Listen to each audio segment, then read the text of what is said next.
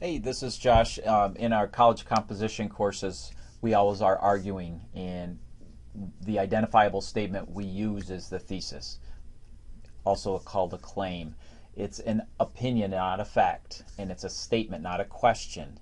Although a question can lead into it, it's arguable and it can be provable. It has to be provable by definition. So a thesis we don't need to use I with. It's assumed that you believe so or think so if you're making this strong claim. So those are already a few issues with a thesis that some people mess up. And if you have an essay that's run by a non-thesis and a reader's expecting a thesis, then there's a big problem right from the outset. So it's the single most important sentence you'll write. It will also not be the single most elegant sentence you write.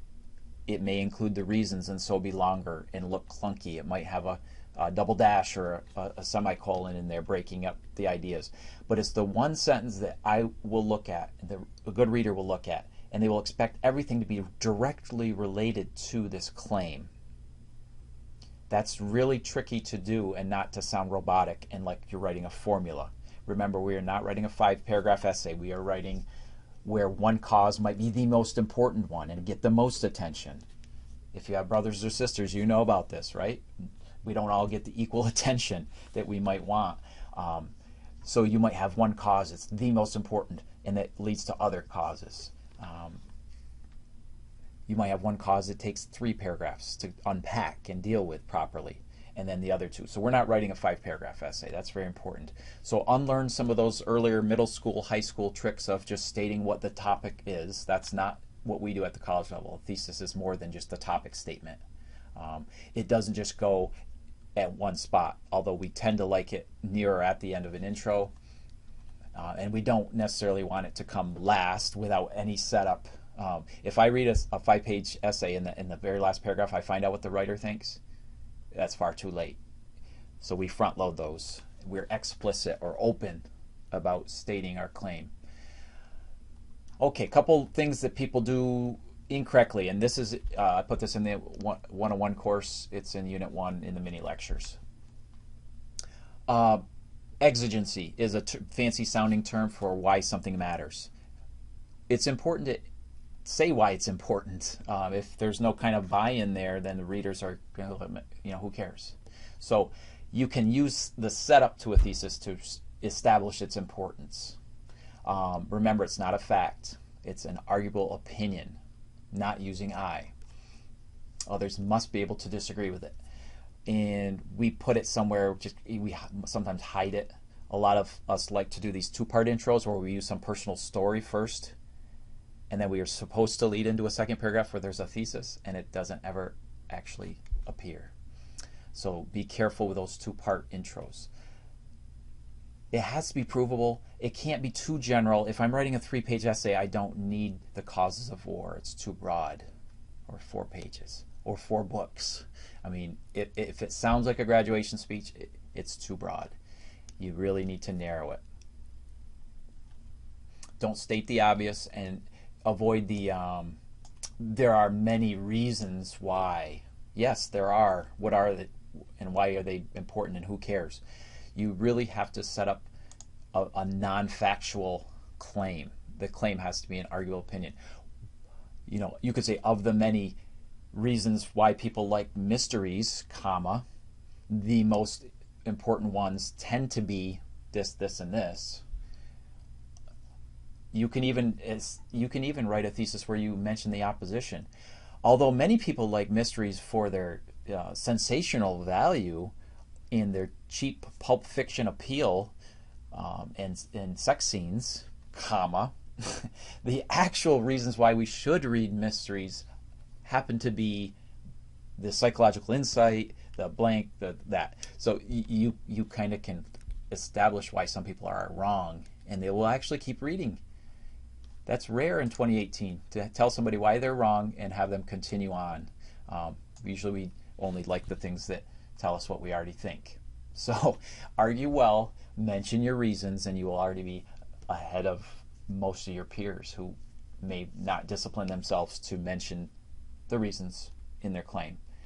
It's nice to know what we're about to read, so this can act as a roadmap. I'm just pulling in our causal analysis from English 101, JCC. First assignment, causes are tricky. There are hidden causes, visible causes, direct causes, indirect causes, proximate or close causes to an accident or an event, and then there are ultimate causes way, way, way, way back, as far back as you can go. So there are these chains of causes. So I'm just going to, I highlighted one topic, and I'm going to show you that. What causes create the growing gentrification being seen within New York's Adirondack Park, otherwise known as the Blue Line, for its borders? Causes are making something gentrified. So we want to know what gentrification is, right? One silly way to do that is to look at the synonyms: redevelopment, refurbishment, renovation, restoration, improvement. You can see by those prefixes re and in and im that it's new or over or redone. And what this basically means is rich people are increasingly the only ones able to live or have camps or places within the park. It's getting increasingly separated out and difficult. So it's a class issue. So we already have class. Now, my causes. Again, not a 5-paragraph essay. I might have 2 major causes and a couple minor ones. I might do 3 causes, but not in 3 body paragraphs. Again, not a 5-paragraph essay. Not an intro, 3 body paragraphs, and a conclusion. Let's break that habit. They're being seen. What are these causes? So it's a kind of a neutral statement. These exist. Now, I have to do something that's arguable. So I might start with a really kind of in-your-face statement here. So what causes are being seen? And I might say something like this: the most visible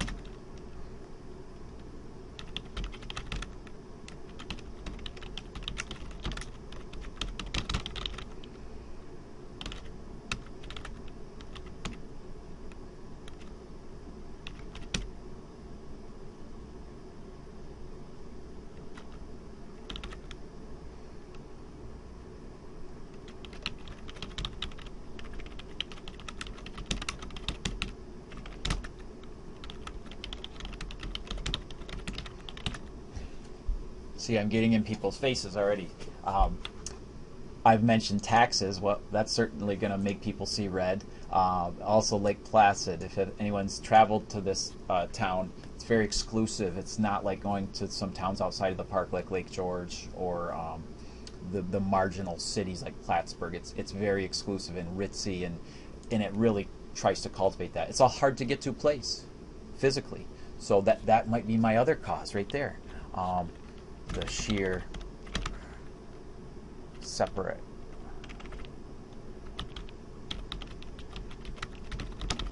of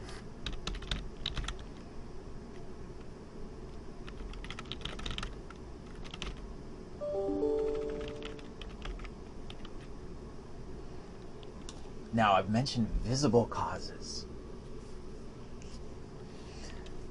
The most visible causes of Adirondack Park gentrification are the tax code, the exclusiveness of Lake Placid, and the sheer physical difficulty of bringing goods into the area. So just how tough it is to... So you really have to make an effort to get in there, and so it's going to cost more, which is going to lead to consumers paying more, which is going to lead to only those who can pay. You see how the cause works backwards a little bit here. So I didn't talk about the effects, whether I liked it or not. Although you kind of get this, there's a little bit of liking or not liking some of the exclusiveness of Lake Placid. So right now I'm just talking causes. I didn't talk about effects. Like, is this going to kill the industry of tourism in the next 100 years? Is it going to lead to retirement communities in places in the Adirondacks? Is it going to kick out all the locals? What is it going to do? That's effects. I'm dealing with this side of the timeline, the side before an event, what led up to an event. Now, tax code is not really visible, so now I got a mess here that I've got to deal with. Exclusiveness, that's kind of an intricate idea. So when I get into this idea, I might say something like this.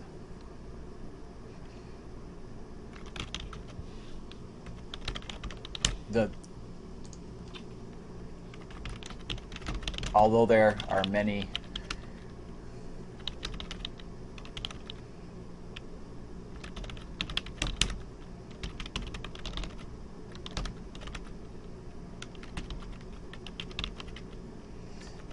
three. Now, again, it's not an elegant statement. It's not going to look great or sound wonderful, but I've stated my causes. Although there are many influences on the changing class nature of the Adirondacks, the three most powerfully working causes of Adirondack Park gentrification are the tax code. That's first. This might be my most important one. If you can't pay your taxes, you can't keep your property, you can't live there. Or you can rent from someone who can keep it. Gentrification, you're paying for somebody so that they're paying the taxes and making a profit. So there's a lot of intricacy here. It looks like I'm physically narrowing this to especially the Lake Placid area, the High Peaks region. That is one way you could go about it. It's not the only way. The park, if anybody's been there, is huge. And where I live, just outside the park, we don't care much about Lake Placid, but we do care about the tax code and exclusiveness and the roads that come through. I could have made one of my causes the road system, the highway system. It allowed people to come up and have weekends in the Adirondacks, which raised the prices. More people came up, whatever. But I at least have a working thesis that I can refine.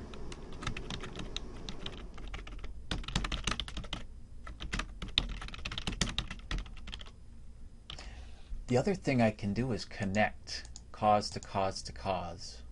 That's something you guys, we don't tend to do this. We have one little box with one reason, another box with another, a third box with another. Again, causes lead to causes lead to causes. So this is the trickiest mode, I would argue, because if you can connect in causal analysis, you can connect in any writing. If you can't, then it's going to end up looking like a mini essay about taxes, a mini essay about Lake Placid, a mini essay about trucking or bringing stuff into the area. So it's kind of you see already how complex this gets, where I weight these, where I order these, how it's going to go. But every sentence in my essay is actually going to relate to this statement, this claim. And if it doesn't belong there. So I'd have to fix it or kick it out. But that's what a thesis can do. I didn't argue that much. It sounds very factual. I would probably change the verb here from they just happen to be there. I would probably change that a little bit so it's not sounding like a list, like a grocery list. But as a working thesis I just made up off the top of my head, I think that's a good illustration of what we're at. And speaking of illustration, that's the last point I would make. If I have an example, the rules of rhetoric tell us that illustrations have to be typical and representative. I might find out as I write this that my articles are not about Lake Placid, and and that Lake Placid is not typical of the other causes. So this could get kicked out. And I might look at like seasonal activities, like leaf peepers and skiers and hikers. I might be looking at the hiking trails and how they've really hugely expanded. Whatever. But right now it's working, and I didn't get any sources yet. So if you got sources, those would influence what your causes are as well. So anyway, arguable opinion. People could disagree with it. I think I could prove something based on this, but I would have to connect this somehow pretty well. Okay? Contact me if you have questions within the course. Thanks.